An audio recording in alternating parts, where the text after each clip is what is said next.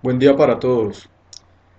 En esta sesión nosotros vamos a hablar acerca de las secreciones que se dan en el tracto gastrointestinal. Entonces, debemos tener en cuenta de que el tracto gastrointestinal, ¿sí?, es solamente un órgano hueco, ¿sí?, es un tubo hueco que inicia en la boca, termina en el ano, ¿cierto? Ya hemos hablado de esto en una sesión anterior y vamos a observar que a lo largo de ese tubo pues hay unas glándulas allá asociadas y también vamos a observar algunos órganos también asociados a esa función digestiva. ¿Listo? Entonces en la sesión anterior nosotros habíamos hablado acerca mmm, de gusto, ¿sí?, de gusto y sabor. En esta sesión vamos a hablar de las secreciones del tracto gastrointestinal. La primera parte vamos a hablar sobre todo de las secreciones eh, a nivel de las glándulas salivales, ¿sí?, aunque eso no es propiamente el tubo, eso es una, digamos, una glándula como tal, aparte del tubo. Vamos a hablar de las secreciones gástricas, vamos a hablar de unas secreciones también esofágicas. Vamos a hablar también acerca de las secreciones intestinales. En otra sesión vamos a ver entonces las secreciones pancreáticas y las secreciones biliares. Entonces nosotros tenemos que este sistema digestivo pues es supremamente importante, digamos, en la función corporal, ya que contribuye a esa homeostasis, digamos, facilitándonos o mediando esa relación con nuestro entorno, ¿sí? A través del tracto gastrointestinal es, digamos, es a través del cual nosotros vamos a absorber, ¿sí?, diferentes nutrientes, vitaminas, es a través del tracto gastrointestinal, digamos, a través del cual vamos a realizar las funciones, por ejemplo, de toma de diferentes electrolitos, ¿sí?, y agua para el equilibrio hidroelectrolítico del cuerpo. Vamos a observar que en él pues, se produce la degradación de ese alimento. Allí se produce tanto una digestión mecánica como enzimática que nos permite tomar esos nutrientes de esos alimentos para, obviamente, realizar funciones anabólicas y de reparación celular.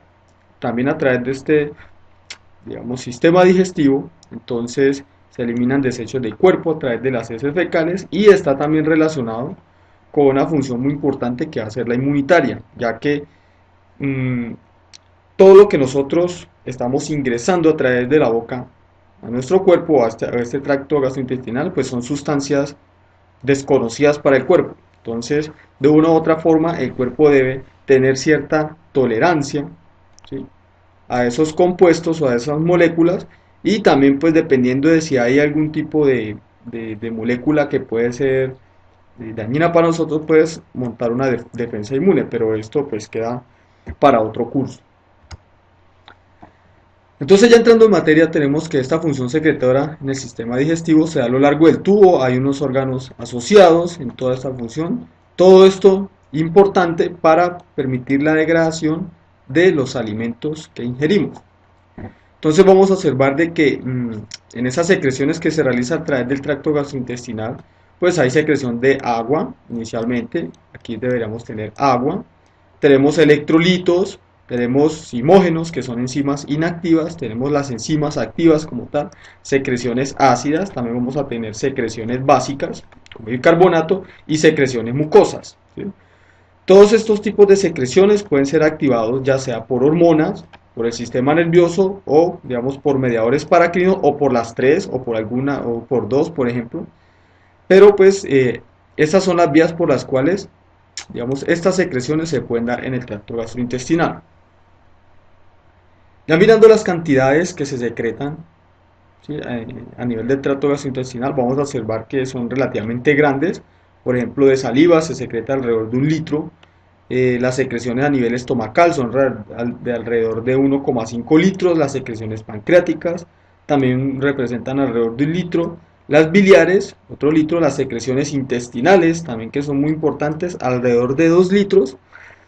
¿Sí? Digamos contando con estas secreciones de las glándulas de Brunner, y también vamos a presentar secreciones a nivel de intestino grueso, todo para un total de 7 litros, algunos textos reportan 8 litros, Entonces las secreciones que se realizan en ese tracto gastrointestinal pues son bastante grandes. Entonces iniciamos con las secreciones salivales. Entonces nosotros vamos a observar, y ustedes ya lo habrán visto en su parte de histología, de anatomía, ¿sí? Que las principales glándulas salivales pues van a ser la glándula parótida, la submandibular, la sublingual, ¿sí? Aunque también hay unas glándulas menores distribuidas en la cavidad oral, ¿sí? Y vamos a tener de que estas glándulas pueden realizar dos tipos de secreciones principales. Unas van a ser secreciones serosas, otras van a ser secreciones mucosas. Cuando hablamos de secreciones serosas, entonces estas secreciones contienen tialina o la alfamilasa, que es una enzima, ¿sí? Que está, digamos, implicada en la degradación de carbohidratos. Y por otra parte, las secreciones mucosas pues van a secretar mucina, que sobre todo cumple un papel de lubricación cuando, eh, digamos, algún elemento o la comida o el quimo ¿sí? Digamos en este caso el kilo puede ir a través de ese tracto gastrointestinal. Obviamente esas secreciones que se dan a nivel salival pues también van a contener agua y son, digamos, ricas en potasio y en bicarbonato. ¿Sí? Entonces aquí tenemos la celulita, una celulita de esos acinos salivales. Mm, Obviamente para realizar sus secreciones que pueden tener pues digamos, la enzima K y la mucina pues son proteínas, entonces ellas realizan, digamos, el proceso de síntesis proteica, como ustedes ya lo habrán visto en cursos anteriores de biología celular, siguiendo toda la ruta de transporte vesicular. Y vamos a observar entonces que esas celulitas realizan esas secreciones en el acino y posteriormente son transportadas a través de un ducto salival. Entonces se ha descrito para las glándulas salivales de que alrededor del 90% de la saliva son producidas en estas tres glándulas principales, la parótida, submandibular y la sublingual, ¿sí? El 10% restante entonces es producido por las glándulas menores y también se tiene que entre 90 y 99% de la secreción pues van a ser en general agua, líquidos, ricas en potasio y carbonato, y el restante pues viene a ser secreción generalmente de proteínas, que puede ser la tialina y la mucina. ¿Qué vamos a tener aquí? Pues aquí vamos a tener entonces que esa glándula parótida, entonces generalmente realiza secreciones serosas, en las cuales van a haber principalmente tialina o alfamilasa. La sublingual y la submandibular realizan secreciones seromucosas y las glándulas menores secreciones mucosas. Entonces aquí observamos las diferentes glándulas, la parótida, la submandibular, la sublingual, ¿sí? Que hay unos arreglos digamos, la glándula acinar, ¿sí? Aquí observamos el acino, donde se realizan unas secreciones primarias y luego esa secreción va a ser modificada a lo largo del ducto salival, como vamos a ver posteriormente. Entonces, observando la composición de la saliva, se obtiene de que la saliva, pues obviamente en su mayor proporción va a estar compuesta de agua, ¿sí? Va a ser alrededor del 99,5% y los sólidos van a ser alrededor del 0,5%. Esos sólidos entonces están divididos en dos partes, una como sustancias orgánicas y como sustancias inorgánicas, pues aquí digamos se incluyen los gases, sino que aquí simplemente lo ponen en una clasificación aparte. Debemos tener en cuenta de que las secreciones salivales, las que se realizan, tienen, digamos, como sustrato el líquido intersticial. ¿Sí? Vamos luego a ver esto, y por eso es que contiene gases, oxígeno, dióxido de carbono y nitrógeno, que puede estar presente en ese líquido intersticial. De sustancias inorgánicas, pues vamos a encontrar los diferentes electrolitos, ¿sí? Sodio, calcio, potasio, bicarbonato, cloruro, ¿sí? Fosfato. Vamos a tener también acá entonces dentro de las sustancias orgánicas diferentes enzimas como la milasa, la lactasa, ¿sí? Una lipasa lingual son enzimas para degradación de macromoléculas. Lisozima es básicamente una enzima que degrada pared celular de diferentes microorganismos, ¿sí? Vamos a encontrar también fosfatasa, anhidrasa carbónica y calicreína, que sería una enzima que está implicada en esa misma, digamos, función de salivación. Otras sustancias que vamos a encontrar en esa saliva, pues entonces va a ser la mucina, albúmina, también vamos a encontrar antígenos, aminoácidos libres y otros tipos de sustancias. Una cuestión importante aquí que se debe tener en cuenta es que la glucosa generalmente no se encuentra en la saliva, ¿sí? Ya normalmente no debe aparecer, aunque eso sí sucede en las personas que tienen diabetes.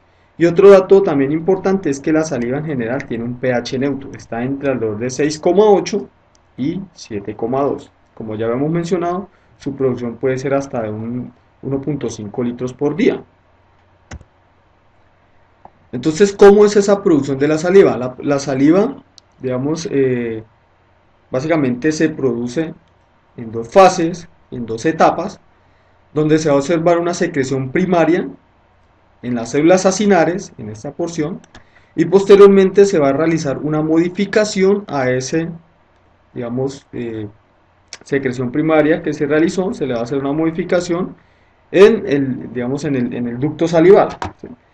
Generalmente digamos, la secreción primaria tiene una composición similar a la del líquido intersticial, una composición similar, va a tener sodio, va a tener cloruro, va a tener agua, ¿sí? Va a tener eh, potasio, va a tener bicarbonato, y lo que sucede acá es que cuando ese líquido alcanza el ducto salivar, entonces estas células del ducto salivar van a realizar unas modificaciones en la cual se va a producir procesos de absorción de agua, ¿sí?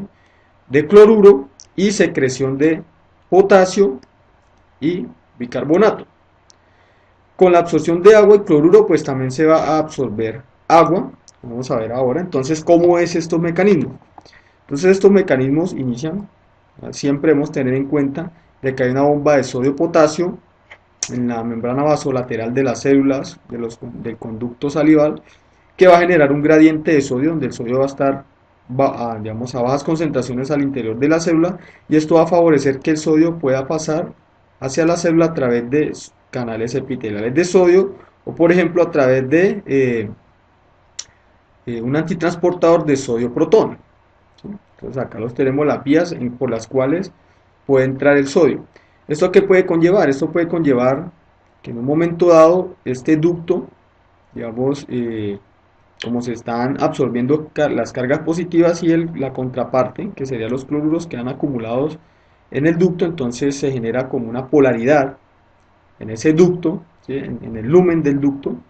Entonces, eso facilita la absorción pasiva del cloruro a través, por ejemplo, de estos antitransportadores de cloruro bicarbonato, y también vamos a tener la presencia aquí de un canal de cloruro. Esto es básicamente un regulador transmembranas de fibrosis cística, que es bastante, digamos, común encontrarlo como transportador de cloruro en muchos tipos de células. Pero ¿qué sucede aquí también? Entonces, vamos a observar de que como el potasio está más concentrado al interior de la célula, ahí, digamos, no se ha descrito qué canales pueden participar allí. El caso es que el potasio es de una u otra forma secretado a ese lumen del ducto, y también, pues, de forma pasiva, entonces se va a absorber agua desde el ducto. ¿Listo? Otra cosa a tener en cuenta acá es que, pues, se está secretando bicarbonato a través del antitransportador cloruro bicarbonato, y eso pues facilita entonces que estas sustancias aparezcan allí. Una cuestión importante a tener en cuenta, digamos, en esa producción de saliva es que inicialmente la saliva siempre va a ser hiposmótica, ¿sí? Es una cuestión que debemos tener muy en cuenta. Siempre va a ser hiposmótica respecto al plasma sanguíneo. Y además la composición de la saliva va a cambiar dependiendo del flujo al cual se produzca. Entonces, en el modelo anterior habíamos observado de que digamos, en las células acinares, entonces se produce una secreción, ¿cierto?, salival primaria, y esa secreción salival va a ser modificada en esas células ductales. ¿Listo? Y esa, digamos, modificación pues conlleva a que la saliva tenga cierta composición. Pero ¿qué sucede? Observemos aquí esta gráfica. Esto que tenemos aquí, este primer recuadro, nos indica las diferentes concentraciones de diferentes electrolitos en el plasma sanguíneo, por ejemplo, el sodio, del cloruro, del bicarbonato y del potasio. Esa es la concentración en plasma sanguíneo. Y vamos a observar que a bajos flujos, entonces nosotros vamos a mirar por ejemplo por acá, muy bajos flujos, entonces la composición va a ser baja en sodio, ¿cierto? De bicarbonato relativamente baja, va a ser rica en potasio y en cloruro también va a ser baja. ¿Qué quiere decir esto? Que la saliva puede ser más hiposmótica cuando los niveles de producción o el flujo al cual se produce va a ser más bajo. Pero ¿qué sucede acá cuando el flujo se incrementa? Cuando el flujo se va incrementando, ¿sí? Entonces, a diferencia de lo que sucede a un flujo pequeño, en el flujo pequeño, entonces, digamos, el fluido va aquí moviéndose muy lentamente y da más tiempo a que se le realicen todos esos procesos absortivos. Entonces, todos esos procesos absortivos que se realizan en ese mismo líquido, pues van a conllevar a que tengan una muy baja cantidad de electrolitos allí disueltos. Entonces, de nuevo, ¿qué sucede cuando se incrementa ese flujo de producción de saliva? Entonces, cuando se produce el flujo de producción de saliva, la saliva va a pasar más rápido, ¿cierto? Va a pasar más rápido. Entonces, al pasar más rápido, no va a haber el tiempo suficiente de ese líquido allí en esas células del ducto que le puedan realizar esa modificación. Y entonces va a aparecer en la saliva final, aquí va a aparecer en esa saliva final, una mayor cantidad, por ejemplo, de sodio, ¿sí? En un momento dado va a aparecer una mayor cantidad de cloruro, ¿sí? Obviamente aquí se va a llegar a una tasa máxima de secreción de bicarbonato y pues como digamos se produce tan rápido, entonces el potasio llega a un nivel constante. Pero vamos a tener en cuenta algo, aunque digamos, la cantidad de sodio que va a aparecer en esa saliva cuando se secreta de forma abundante va a ser alta, ¿cierto? Pues nunca va a ser igual a la que se tiene a nivel plasmático. Lo mismo sucede con el cloruro, que son los electrolitos más importantes pues a nivel de plasma sanguíneo, a nivel extracelular, y por tanto se va a decir de que siempre la saliva va a ser hiposmótica. Aquí tenemos entonces en este recuadro que vamos a tener diferentes concentraciones de los electrolitos más importantes, de los iones más importantes, y aquí pues digamos, de dióxido de carbono, en esa saliva cuando está en un estado basal o cuando está en un estado estimulado. Entonces pasando por ejemplo del sodio, de una concentración de 15 a 90, del potasio de 30 a 15 disminuye, del cloruro pasa de 15 a 50 y del CO2, digamos, es también puede ser un estimativo del bicarbonato que puede haber allí, entonces puede pasar de 15 a 60. Recordemos que en esa saliva había también anhidrasa carbónica. Entonces, ¿cómo se regula esa producción de saliva? Entonces, la producción de saliva puede ser regulada desde diferentes tipos de estímulos o por diferentes tipos de estímulos, como por ejemplo, vamos a observar que un sabor ácido, ¿sí? O simplemente las náuseas puede conllevar a una secreción abundante de saliva, ¿sí? Vamos a observar también de que el principal regulador de esa secreción de saliva va a ser el sistema nervioso autónomo, la rama parasimpática, es el más importante regulador de esas secreciones, aunque digamos la rama simpática también tiene su efecto allí, que no es tan importante. Y la otra caracterización que se ha realizado a esta, digamos, función de producción de saliva es que si las diferentes glándulas, ¿sí?, pierden la inervación parasimpática, entonces básicamente esas glándulas se atrofian. Dentro de la producción de las glándulas, digamos, ellas producen calicreína, que ya la hemos mencionado anteriormente en la composición de la saliva, es básicamente una enzima que favorece la producción de bradiquinina, que es un vasodilatador muy fuerte y que favorece entonces esa secreción salival. Entonces dentro de la regulación nosotros vamos a encontrar en tallo cerebral unos núcleos salivatorios, digamos de ese núcleo entonces se van a desprender unas eferencias que van a ir, digamos, hacen relevo, por ejemplo, una eferencia a través del nervio glosofaringeo que hace un relevo en el ganglio óptico y eso pues inerva directamente entonces la glándula parótida, y vamos a observar también que desde esos núcleos salivatorios a través del nervio facial, ¿sí?, que hace relevo en el ganglio submandibular, pues va a inervar entonces la glándula submandibular y la glándula sublingual. Entonces a través de esto se realiza, digamos, una estimulación directa a estas glándulas salivales. Se habla de que la inervación simpática no es tan importante en las glándulas salivales como tal, pero digamos la función se ejerce principalmente en los vasos sanguíneos que están irrigando dichas glándulas. Entonces cuando hay una digamos, activación simpática, lo que sucede es que aquí se produce una vasoconstricción en esas, ¿cierto? Vasoconstricción en esos arteriolas que irrigan esas glándulas. Entonces al haber vasoconstricción, entonces se produce una disminución en la producción de saliva, ¿sí? Y ese es básicamente como el efecto de la parte parasimpática dentro de la regulación de la producción de saliva.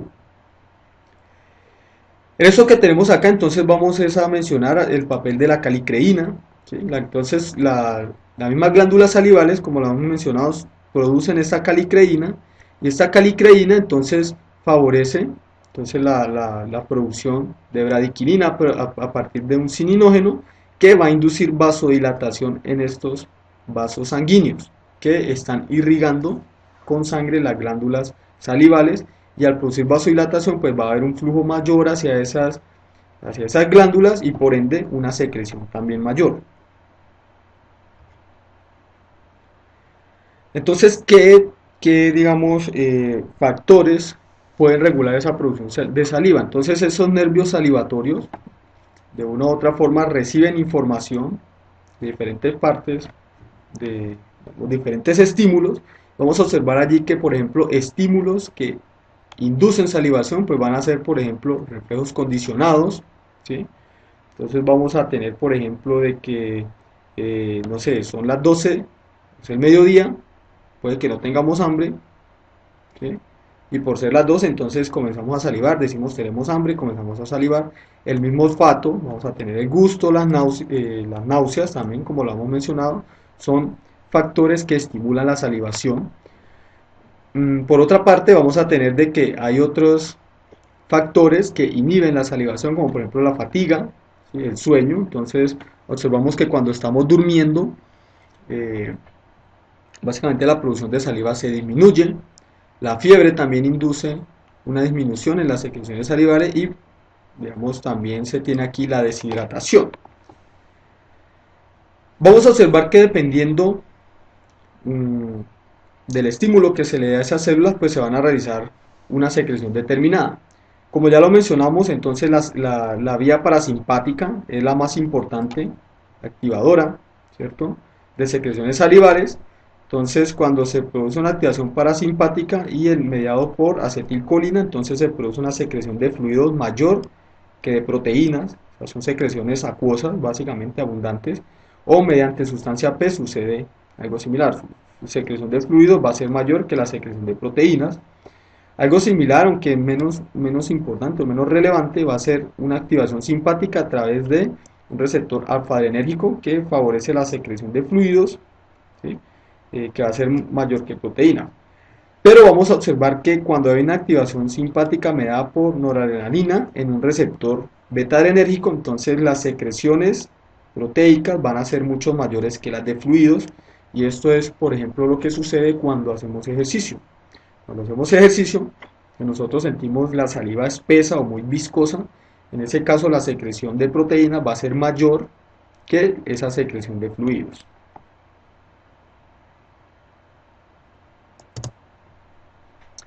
Ahora vamos a ver las secreciones en el esófago. Entonces, esas secreciones en el esófago básicamente son secreciones mucosas simples. Allí se realizan secreciones de mucina, aunque es, digamos, relativamente simple. La teoría que se tiene acá, pues no significa que sea menos importante, ¿sí? Esas secreciones son muy importantes ya que permiten la lubricación de ese esófago para que este bolo pueda viajar fácilmente desde la cavidad oral hasta el estómago, ¿sí?, hasta el estómago, pueda viajar fácilmente. Eso permite un recubrimiento de ese bolo, y ese recubrimiento pues desliza sobre otra capa de moco y favorece ese movimiento.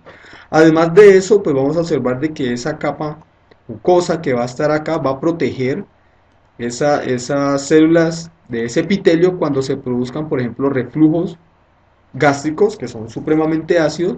Entonces va a proteger esas celulitas de ese ácido de otra forma, entonces tiene un papel protector también allí. Ahora continuando con las secreciones gástricas, entonces tenemos que en el estómago básicamente nosotros encontramos dos tipos de glándulas bien diferenciadas y bien caracterizadas. Una de estas son las glándulas oxínticas, que son las que están relacionadas con la producción de ácido clorhídrico, ¿sí? Con la producción ácida en el estómago. Entonces en este tipo de glándula nosotros vamos a encontrar las células parietales que secretan tanto ácido clorhídrico como el factor intrínseco que está, digamos, implicado en la correcta absorción de la vitamina B12. Vamos a encontrar unas células principales que secretan pepsinógeno, ¿sí? Y vamos a encontrar unas células productoras de moco, ¿sí? Aquí las observamos, esta sería una glándula oxíntica, las células productoras de moco, la célula parietal, productora de ácido y el factor intrínseco, y tendríamos aquí la célula principal que produce el pepsinógeno. Otro tipo de glándulas entonces son las glándulas pilóricas, que generalmente se encuentran en la parte antral, en esta región, y ellas secretan principalmente moco, hacen secreción, digamos, de gastrina como hormona, no se secreta hacia la luz del estómago, sino hacia la mucosa, hacia la parte interna, y también somatostatina. Allí también se puede producir esta, digamos, esta hormona o este factor paracrino. Entonces, observando ahora cómo es que se producen las secreciones ácidas de ácido clorhídrico, estas secreciones, como ya lo mencionamos, se producen en las células parietales.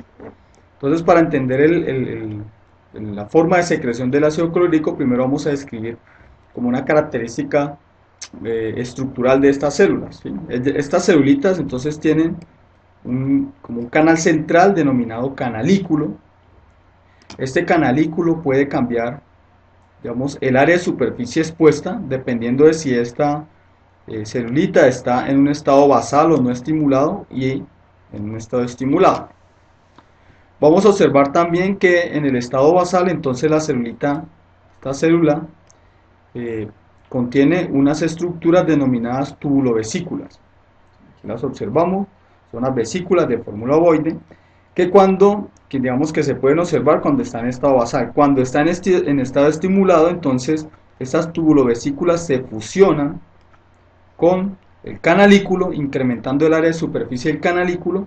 Y otra característica es que esas tubulovesículas entonces contienen allí muchas bombas de protones. Entonces, cuando se fusionan las tubulovesículas al canalículo, exponen en esa superficie esas bombas de protones que van a funcionar entonces, digamos, secretando los protones. Ya por otra parte irá el cloruro, entonces formando el ácido clorhídrico, ¿sí? Todo esto se da gracias, digamos, a esos procesos de fusión vesicular, como observamos acá. Tenemos en este caso la tubulovesícula. Cuando la célula se activa o digamos, es estimulada más bien, de alguna forma, entonces se producen una reorganización del citoesqueleto que mueven estas vesículas hacia la membrana plasmática del canalículo, se produce la fusión y allí comienzan a funcionar entonces las bombas en la secreción de protones. Y en un momento dado, cuando la célula digamos, se inhibe, se puede dar un estímulo inhibitorio, entonces simplemente realiza una endocitosis de digamos, de esa estructura, digamos, formando de nuevo la tubulovesícula, ¿sí?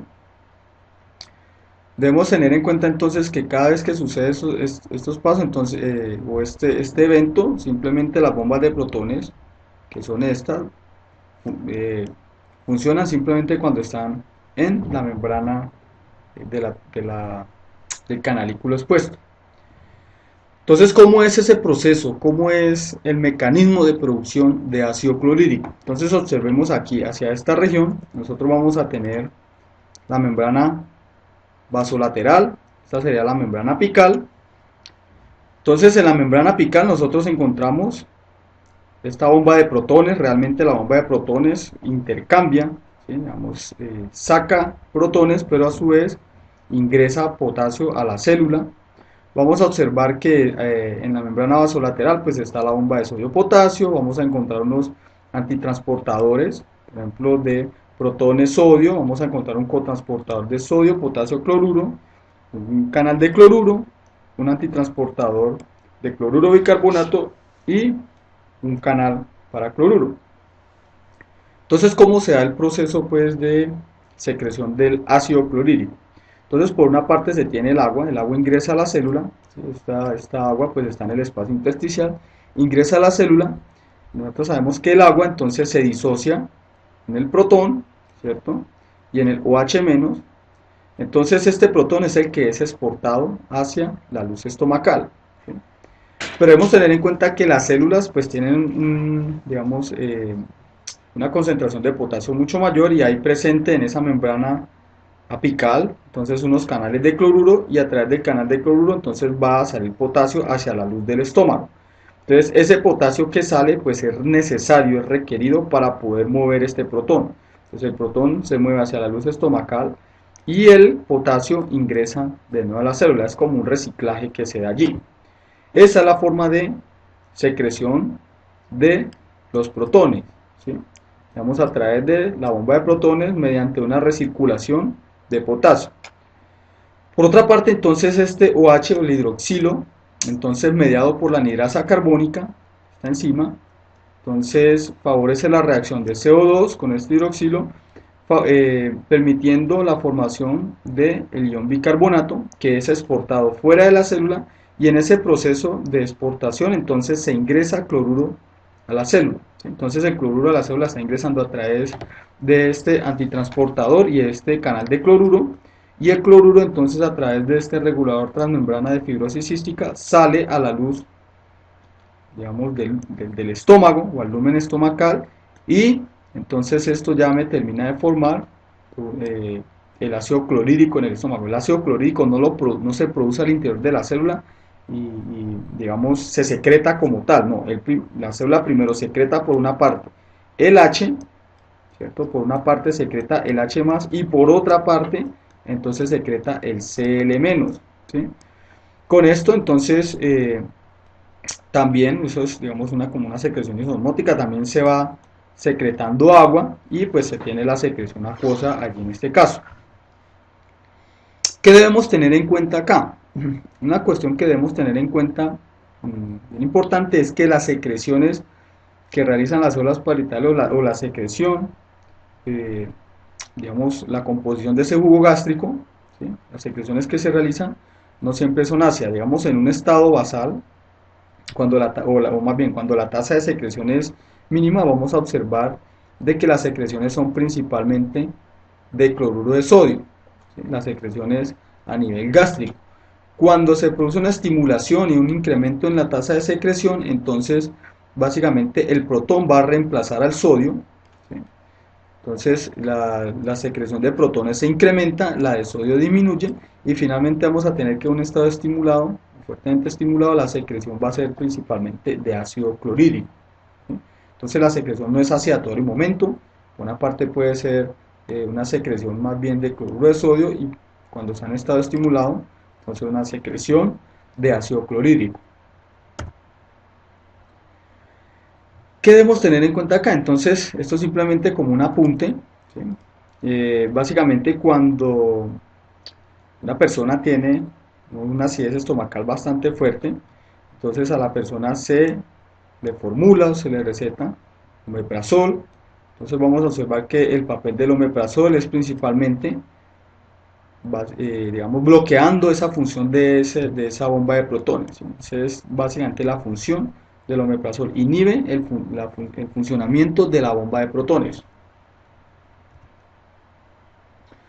Ahora, por otra parte, vamos a tener la secreción de pepsinógeno, ¿sí? Entonces, las células principales, en este caso, en esta gráfica son estas que se ven más oscuras, estas. Entonces, esas células principales secretan el pepsinógeno, ¿sí? Pero esa secreción de pepsinógeno generalmente está acoplada a la secreción de ácido clorhídrico Y pues digamos esto es importante allí porque el pepsinógeno produce un proceso de autoclivado, él mismo se cliva y produce la pepsina activa, que es la enzima activa. Este es el zimógeno, esta es la enzima activa. Y esta misma pepsina, que es la enzima activa, sirve para activar más pepsinógeno en pepsina, que es una enzima, digamos, involucrada en la digestión de proteínas a nivel estomacal, ¿sí? Entonces, esas proteínas grandes, pues simplemente eh, produce un proceso de digestión enzimática y como resultado vamos a obtener péptidos de cadena corta en el lumen estomacal. Además de las secreciones de ácido y de pepsina, vamos también a tener secreciones de mucosa. Esas secreciones de mucosa, pues, aunque ya lo hemos mencionado anteriormente, generalmente son de protección y para lubricación. Aquí en el estómago cumple un papel muy importante, protectivo, ¿sí? Entonces esa secreción de mucosa, aquí la observamos, estas celulitas epiteliales secretan mucosa de forma constante, pero en esa mucosa entonces también se va a secretar bicarbonato, ¿sí? Entonces esta capa mucosa es básicamente una barrera mucosa básica, ¿sí? Tenemos el moco, el moco, ¿sí? Y el bicarbonato, la capa mucosa y el bicarbonato allí presente, que va a favorecer la neutralización del ácido en el lumen estomacal, ¿sí? Que está allí presente. Entonces, si se observa cómo es ese gradiente de pH, observamos aquí en el lumen estomacal, este pH es de 1.5 alrededor, ¿sí? Alrededor de 1.5, y esto se ha caracterizado que puede ser alrededor de un milímetro de grosor de esa capa mucosa, esta capa de moco, esta barrera. Y si observamos allí cómo es ese gradiente, pasa de 2 a 7, en este, digamos, distancia tan corta, pues de una u otra forma favoreciendo ese ambiente neutro en el cual pueden vivir las células de forma normal, ¿sí? Entonces este bicarbonato lo que hace es neutralizar básicamente estos protones, ¿sí? Que pueden ingresar aquí a la barrera mucosa produciendo agua y por otra parte CO2 y por otra parte también neutraliza la acción de la pepsina. Entonces digamos, la capa de moco en la parte más externa puede ser digerida por la pepsina, pero a medida que la pepsina se va internalizando y va encontrando un pH cada vez más básico, digamos alrededor de 4 o 5, ya la pepsina deja de ser funcional. Entonces es una forma de proteger estas células epiteliales y es muy importante a nivel estomacal. Es tan importante que si esa barrera se ve deteriorada, entonces conlleva unos daños importantes en estas células epiteliales, ¿sí? En la activación de mastocitos que van a liberar, por ejemplo, factores como histamina, que esa histamina pues sería vasodilatadora, también puede funcionar en un momento dado como como digamos, un agente permeabilizante de los vasos sanguíneos y puede en un momento dado favorecer el sangrado a través de estas células epiteliales, la pérdida también de electrolitos, ¿cierto? Pérdida de potasio y la entrada del ácido a toda esta mucosa estomacal, ¿sí? Entonces conllevando, digamos, a una úlcera. ¿Cómo se da la regulación de las secreciones gástricas? Entonces, esa regulación de las secreciones gástricas, las secreciones estomacales, se han caracterizado en tres fases diferentes, ¿sí? Aunque se ha caracterizado en esas tres fases diferentes, no significa que ellas estén separadas entre sí. No, ellas están muy interrelacionadas. Y estas fases son entonces la fase cefálica, vamos a tener una fase gástrica y una fase intestinal. Entonces, cuando hablamos de la fase cefálica, generalmente los órganos de los sentidos están allí involucrados, por ejemplo, el olfato, el gusto, ¿sí? La vista también, puede desencadenar una activación del nervio vago que va a estimular las células parietales para la secreción, ¿cierto? Las secreciones ácidas a través de acetilcolina o gastrina. Vamos a tener que con el solo hecho de pensar en comida podemos activar o estimular esas células parietales, el masticar, el tragar también. puede de una u otra forma a través del nervio vago producir ese estímulo. Cuando hablamos de la fase gástrica vamos a hablar de que el alimento está en el estómago, entonces en el estómago se produce una distensión, ¿sí? Se produce distensión estomacal y también puede ser sensados diferentes péptidos. Los péptidos allí pueden ser sensados directamente y pues digamos esa distensión del estómago pues favorece a través del nervio vago un reflejo vago-vagal la, la estimulación de esas células parietales y si pues vamos a ver que a través de la célula G cuando se sensan estos péptidos entonces se estimula la producción de gastrina que a su vez estimula las células parietales y a nivel intestinal entonces vamos a observar que si la comida es muy rica en proteínas entonces digamos los resultados o los productos de esa digestión en el duodeno pueden estimular, ¿cierto?, la secreción gástrica y también la distensión de ese duodeno a través de unas enteroxintinas, como vamos a ver ahora. Entonces, en esta fase cefálica, pues como les había comentado anteriormente, nosotros vamos a tener que puede ser desencadenada por alguno de los órganos de los sentidos, la visión, el olfato, el gusto y, como les mencioné también, con el solo hecho de pensar, entonces se desencadena, digamos, una señal a través del nervio vago, ¿sí?, básicamente desde el núcleo vagal, alguno de estos eh, estímulos, digamos, a través del nervio vago, entonces se lleva el estímulo hasta las células parietales, que pueden ser estimuladas de forma directa, como observamos aquí, o de forma indirecta a través de unas células llamadas células G. Entonces estas células G son estimuladas mediante el nervio vago y ellas responden liberando una hormona que va a ser la gastrina y la gastrina estimula posteriormente a la célula parietal.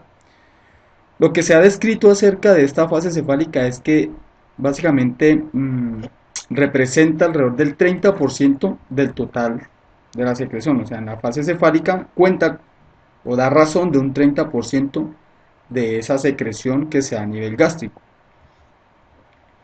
Cuando nosotros vamos a hablar de la fase gástrica, como les había mencionado anteriormente en la primera tabla, entonces habíamos hablado de que el alimento básicamente se encuentra en el estómago inicialmente y él va a causar una distensión allí y pues obviamente digamos si el alimento contiene tiene proteínas, entonces esas proteínas también van a ser sensadas.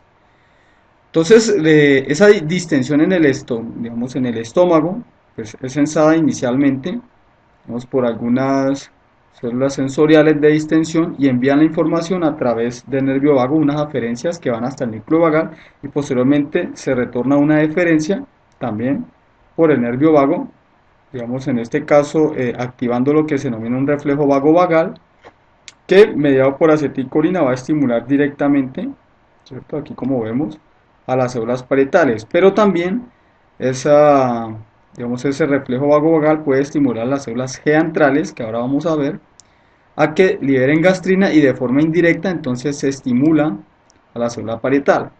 Y también entonces ese reflejo vago-vagal puede estimular las células SL, ¿sí?, y esas células SL liberan histamina que también estimula a la célula parietal para que liberen entonces ácido.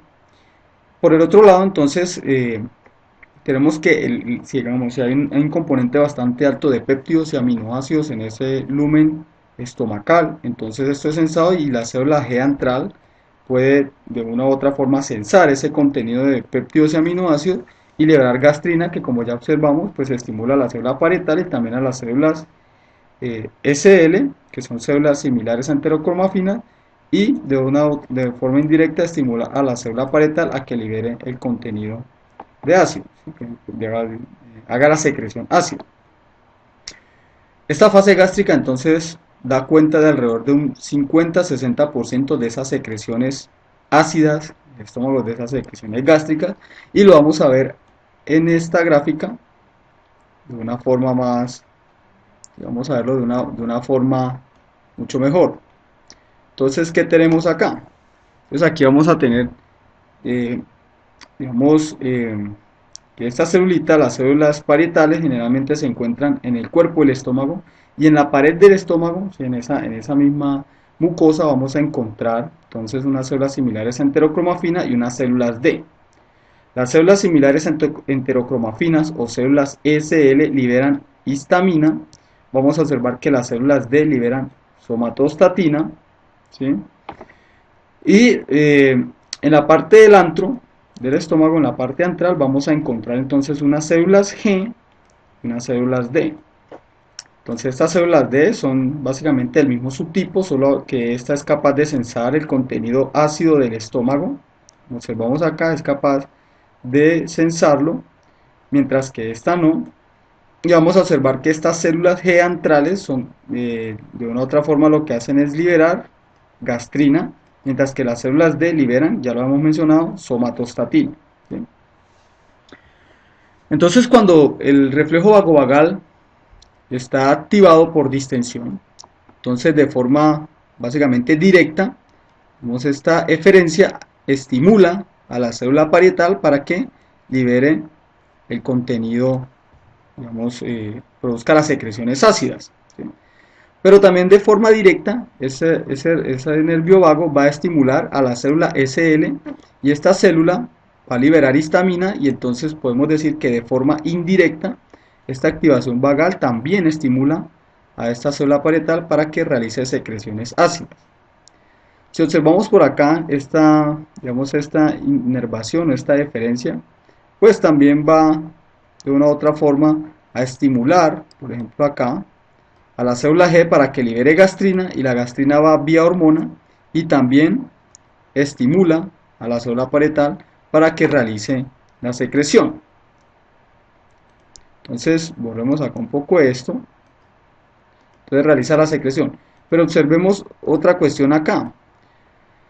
También aquí podemos observar que entonces estas aferencias estimulan, o bueno, más bien inhiben, o estimulan de forma negativa, por así decirlo, inhiben a las células D.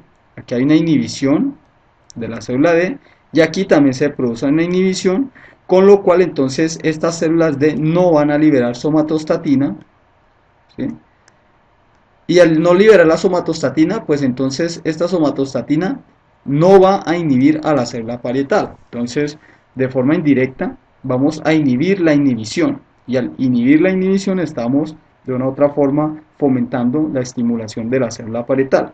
Y observemos acá también que esta somatostatina también tiene efectos sobre la célula SL. ¿Sí?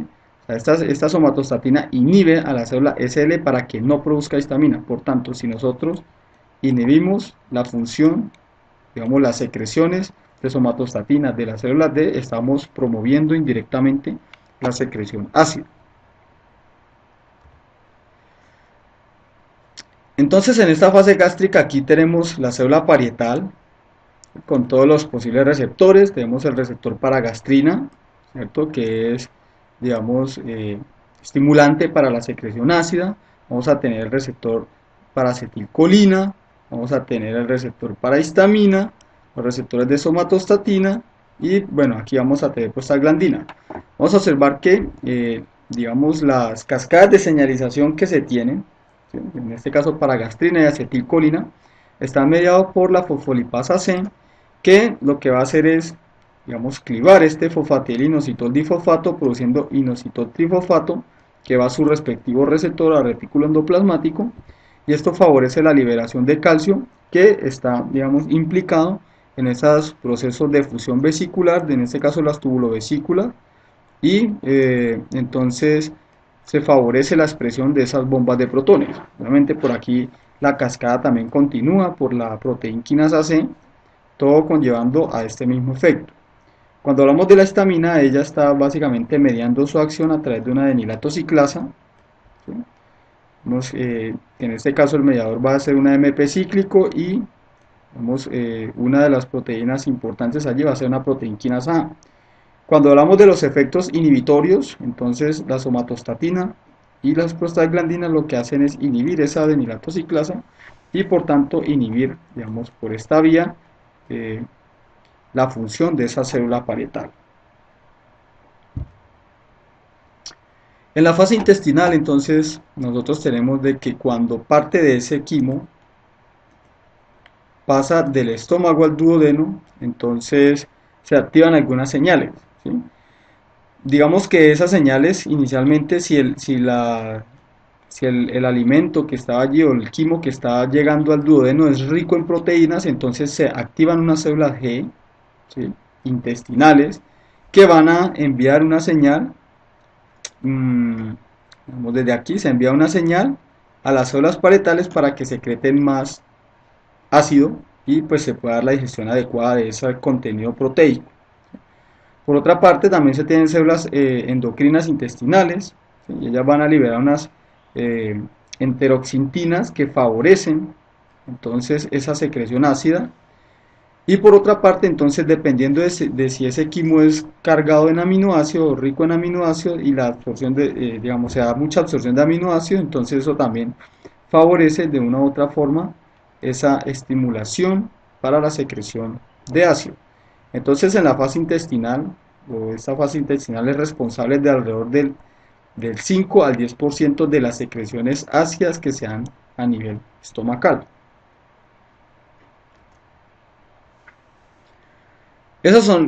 Lo anterior eh, está relacionado con la regulación de las secreciones ácidas de ácido clorhídrico. Pero resulta que el pepsinógeno, la secreción de pepsinógeno también es regulada y tiene una regulación similar. Entonces vamos a observar que estas células principales, entonces son estimuladas por acetilcolina, por ejemplo por la misma gastrina, ¿sí? Y ellas en respuesta a este tipo de los mediadores, pues entonces liberan el pepsinógeno y vamos a observar que otro tipo de hormonas, ¿sí?, o factores paracrinos, como la secretina, el péptido intestinal vasoactivo, pueden generar entonces una inhibición de ello. Debemos también tener en cuenta aquí de que digamos, perfil de ácido en el estómago varía con respecto al alimento que esté allí presente, ¿sí? Entonces aquí vamos a observar en esta gráfica tres curvas, donde esta curva, la naranja, me representa entonces la cantidad de protones allí en ese líquido, ¿sí? ¿Cuál es la concentración de protones? Que pues, eh, digamos, por logaritmo, pues podemos decir que es como el inverso del ácido, del pH, ¿sí? Pues aquí hay muchos protones, quiere decir que es muy baja digamos, el pH, muy bajo el pH. Vamos a tener que esta curva azul, entonces esta curva café, perdón, me representa eh, la cantidad de alimento que se ha ingerido, y la curva verde me representa entonces la tasa de secreción de ácido, ¿sí?, en el estómago. Entonces inicialmente, antes de realizar una ingesta, el ambiente estomacal es ácido. Cuando se realiza la ingesta de algún alimento, entonces vamos a observar que cuando el alimento va llegando al estómago, va realizando un efecto buffer sobre, digamos, ese ácido, ¿sí? Se va titulando, entonces por tanto la concentración de protones va disminuyendo, o lo que podemos decir de otra forma, el pH se va incrementando. Aquí la concentración de protones disminuye, el pH aumenta. Cuando el pH cae a cierto nivel, ¿sí?, entonces, o más bien la concentración de protones cae a cierto nivel, entonces se estimulan a estas células parietales para que comience una secreción de ácido. Observamos aquí secreción ácida, una secreción ácida. A medida que se va dando la digestión en el estómago, entonces el estómago se va vaciando, obviamente el volumen va disminuyendo, ¿sí? La secreción ácida llega a un punto máximo, posteriormente comienza a decaer, y aquí observamos que el pH del estómago, en el lumen estomacal, comienza a incrementarse, llegando de nuevo a su nivel, digamos, inicial, cuando básicamente ya se ha vaciado el estómago. Entonces, tenemos que esas secreciones gástricas pues pueden ser también inhibidas, ¿sí? Y generalmente, ¿cómo son inhibidas? Pues esas secreciones terminan cuando básicamente los estímulos que las producen se han terminado. Entonces, por ejemplo, observemos acá. Cuando se termina la distensión del estómago, obviamente se termina todo este reflejo vagovagal, entonces simplemente se termina esa estimulación de nervios intrínsecos del nervio vago, por tanto se termina la estimulación a las células G y esto conlleva a disminución de las secreciones gástricas. ¿Sí? Vamos a observar que en el antro y en el duodeno, entonces si hay una acumulación fuerte de ácido, entonces las células D como tal pueden sensar ese ácido y al sensarlo entonces liberan somatostatina porque la idea pues es que no se eleve mucho el pH sino hasta un cierto nivel y cuando se secreta somatostatina entonces esto inhibe las células parietales, las células G y las células similares enterocromafinas disminuyendo la secreción gástrica. Voy a volver un poco y eso es lo que tenemos acá. Estas son las células D, ¿sí? Borrar acá un momento. Está la célula D, que cuando el nivel de pH se incrementa demasiado, ¿sí? Si el nivel de pH se incrementa fuertemente, entonces ella lo que va a hacer es responder produciendo somatostatina que va a inhibir la función de la célula parietal.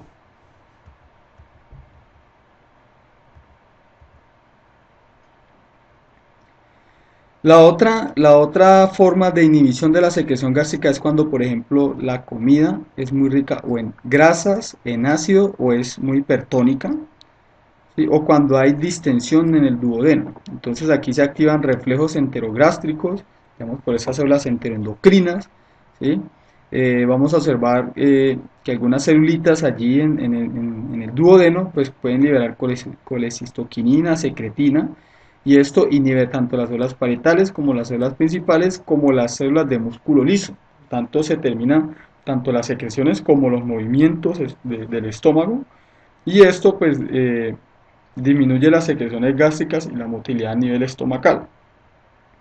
Entonces, dentro de las hormonas que están participando en toda esta regulación de secreciones gástricas, pues vamos a tener la colecistoquinina, secretina, el péptido intestinal vasoactivo, el péptido inhibitorio gástrico, neurotensina, péptido YY y somatostatina, que pues veremos más adelante en regulación de la función del sistema, digamos, de ese sistema gastrointestinal. Vemos que todo esto está relacionado, digamos, con, con el estudio que realizaron estas dos personas, ¿sí? Barry Marshall y Robin Warren, que pues estudiaron por mucho tiempo, digamos, esos problemas de úlceras a nivel estomacal, ¿sí? Y descubrieron allí entonces la bacteria asociada a ese tipo de problema que era la Helicobacter pylori, que es capaz de vivir en ese ambiente eh, ácido y ellas, digamos, favorecen entonces una inflamación de la mucosa, por tanto favorecen, por ejemplo, como se observa acá, una vasodilatación y permeabilización de esos vasos y posteriormente eso podría conllevar, por ejemplo, a esas úlceras que puedan sangrar por el descubrimiento que ellos hicieron. Entonces fueron galardonados con el premio Nobel en el 2005. Entonces esto fue bastante importante ya que esto afecta a una gran cantidad de personas. Se habla que alrededor del 50% de las personas que sufren de gastritis pueden tener asociado este tipo de bacterias. Vamos a hablar entonces muy brevemente acerca de las secreciones pancreáticas, que es un componente que, como mencionamos al inicio de esta sesión, se va a tratar en la siguiente sesión. Simplemente aquí diremos que esas secreciones pancreáticas son secreciones acuosas y esas secreciones pues contienen una gran cantidad de enzimas, digamos que están direccionadas hacia la digestión de las diferentes macromoléculas. Entonces tenemos zimógenos, o sea, enzimas no activas. Entre los zimógenos están tripsinógenos, quimiotripsinógenos, proelastasas, proproteasa, procarbocipeptidasas. Vamos a tener que también se secretan enzimas activas como la alfamilasa, ¿cierto? Lipasas, colipasas. Bueno, vamos a observar que también se secretan otro tipo de proteína, otro tipo de factores, ¿sí? Entonces, bueno, esto lo veremos posteriormente en la siguiente sesión. De forma similar, Vamos a simplemente a mencionar las secreciones biliares. Entonces las secreciones biliares son secreciones acuosas, bien. Pero a diferencia de lo que observamos en las secreciones pancreáticas, digamos que la bilis básicamente no tiene, digamos, un componente enzimático, sino que su componente son básicamente ácidos biliares, ácidos grasos, bueno, eso es un componente de desecho del cuerpo, metabolito de desecho, fosfolípidos, colesterol, algunas proteínas, ¿sí? Y unos electrolitos allí. Entonces aquí no hay como componente enzimático. Hay una cuestión fundamental aquí a tener en cuenta y es que la función, digamos, de la bilis o la función hepatobiliar sería simplemente la emulsificación de las grasas. Todo esto está direccionado a la digestión de las grasas, digamos, el procesamiento más bien, el procesamiento y digestión de las grasas. Mientras que las secreciones pancreáticas sí están direccionadas a realizar el proceso de digestión como tal. Este es para hacer el proceso de emulsificación. Ahora vamos a las secreciones intestinales. Entonces, en el intestino delgado, pues es el lugar por excelencia que nosotros conocemos donde se realizan las absorciones, pero allí se realizan también secreciones y son bastante abundantes. Iniciando desde el duodeno, nosotros tenemos que hay unas glándulas de Brunner que realizan secreciones acuosas, secreciones mucosas, perdón, las secreciones mucosas que son bastante básicas, o sea, hay bastante secreción de bicarbonato y esto pues es para proteger entonces ese duodeno de ese quimoácido que proviene del estómago. ¿Sí? Básicamente esas glándulas de Brunner están favoreciendo esa, digamos, esa protección de esa mucosa en el duodeno. En el intestino delgado entonces vamos a encontrar bastante vellosidades y allí vamos a encontrar lo que se denomina las criptas de Lieberkühn, que generalmente secretan bastante moco y también agua y electrolitos. Y vamos a observar aquí entonces que esas secreciones que se realizan en intestino delgado, pues vamos a tener potasio, cloruro, sodio y agua. También hay secreciones de moco, ¿sí? Pero pues aquí vamos a hablar principalmente de las secreciones de cloruro, que son las que están reguladas allí. Entonces, estas secreciones de cloruro se dan a través del regulador transmembrana de la fibrosis cística, ¿sí? Que es un canal de cloruro. Él puede ser, digamos, su función puede ser incrementada o no, dependiendo de qué señales se le lleguen a la célula. Pueden ser estas canales expresados o no en la membrana apical, ¿sí? Entonces, en condiciones normales, a través de ese canal sale cloruro, ¿sí? Cuando sale cloruro, entonces aquí el lumen se vuelve negativo y esto favorece entonces el paso pasivo de sodio. ¿Listo? Entonces, digamos, carga negativa atrae carga positiva, favorece el paso y detrás del cloruro de sodio, pues va a seguirlo el agua, ¿sí? Entonces, allí se dan las secreciones a nivel intestinal de forma normal.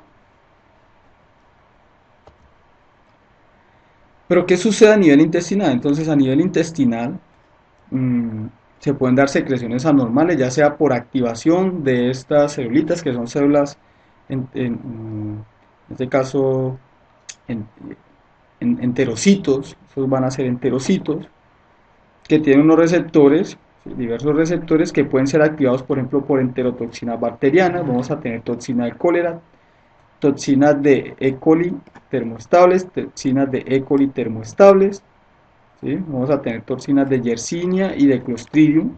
Vamos a tener también que se pueden activar por hormonas o neurotransmisores, por ejemplo, la guanilina, la acetilcolina, la bradiquinina, la serotonina. Vamos a tener también de que puede ser activada, ¿sí? Esa secreción intestinal por, digamos, activación de células inmunitarias, ¿sí? que secretan histamina o prostaglandina y también por laxantes. Entonces aquí tenemos la condición normal, en esta gráfica tenemos la condición normal. Entonces cuando estamos en la condición normal, digamos nuestras heces son normales. Pero ¿qué sucede, por ejemplo, en un caso determinado? Por ejemplo, acá hay algún tipo de exceso de toxinas termoestables de E. coli que activan un receptor de guanilato ciclasa. Entonces, al activar este receptor se activa una cascada metabólicas que lo que hacen es fosforilar, ¿sí? Vemos estas proteínas incrementando entonces la actividad de ellas y favoreciendo de una u otra forma la secreción de cloruro, y pues al secretar cloruros lo sigue el sodio y con el sodio lo sigue el agua. O la otra es, por ejemplo, aquí tenemos un antígeno, por ejemplo, de algún tipo de patógeno que es reconocido, ¿sí?, de una u otra forma por una célula de la respuesta inmune, ¿sí?, en este caso un mastocito. Él libera histamina. Esta histamina entonces, por ejemplo, activa una célula nerviosa entérica que puede estimular a este enterocito a que secrete cloruro, ¿sí? Pero esta misma célula puede, de una u otra forma, digamos, favorecer la liberación de prostaglandina E, que también va a conllevar al mismo efecto de secreción de cloruro. Esta célula entonces también va de una u otra forma a activar la función del músculo liso intestinal, o sea, incrementa la contracción del músculo liso, y vamos a observar que la histamina también de forma directa puede estimular a los enterocitos a la secreción. Entonces, cuando se da por algún tipo de antígeno, de algún patógeno, se incrementan tanto las secreciones, entonces, digamos, cuando se causa la diarrea, y también la motilidad a nivel intestinal. Entonces, lo que se dice que esas contracciones fuertes o los cólicos abdominales que se dan es debido a esos movimientos fuertes en el intestino. Cuando ya vamos al intestino grueso, entonces en el intestino grueso principalmente las secreciones que se realizan son secreciones mucosas, ¿sí? Aquí pues también hay, eh, vamos a tener células secretoras de moco en abundancia, pero esto digamos no se observan allí vellosidades, simplemente se secreta mucosidad, lubricación para permitir de que las heces fecales se muevan de forma apropiada a través de él y puedan ser excretadas de forma apropiada. Bueno, entonces, ¿qué sucede con esas secreciones en el intestino grueso? Entonces, cuando se dan esas secreciones en el intestino grueso, que son básicamente una mucosidad normal, pero que cuando nosotros tenemos generalmente una dieta inadecuada y que se produce una retención de materia fecal, resulta que esta materia fecal comienza a producir, digamos, gases y toxinas, ¿sí?, que de una u otra forma lo que hacen es irritar esa mucosa. ¿Listo? Entonces irritan la mucosa en el intestino grueso. Entonces esta mucosa irritada digamos, a responder produciendo más mucosidad, en este caso más moco, ¿sí?, en exceso. Pero ¿qué sucede? Resulta que ese moco se comienza básicamente a mezclar con las heces, como se observa acá. Se mezcla con las heces fecales. Y esa mezcla entre el moco y las heces fecales pues producen lo que se conoce como la placa mucoide, que es esto que tenemos acá, que deteriora la función de ese intestino grueso y en algunos casos conlleva a lo que se conoce como el megacolon, ¿sí?, o el colon irritable, por ejemplo, el megacolon más bien, ¿sí? Y si digamos, este tipo de problemas no se cuida, no se trata apropiadamente, pues comienzan a haber, por ejemplo, divisiones celulares inadecuadas en esas células de ese epitelio, ¿sí?, conllevando a procesos cancerígenos. Digamos, por ejemplo, pueden aparecer pólipos, ¿cierto? O finalmente cáncer como tal, ¿sí? Y pues, digamos, llevando al deterioro de la calidad de vida de la persona que lo padece. Mm, Entonces, básicamente esto era la sesión del día de hoy. Muchas gracias por su atención.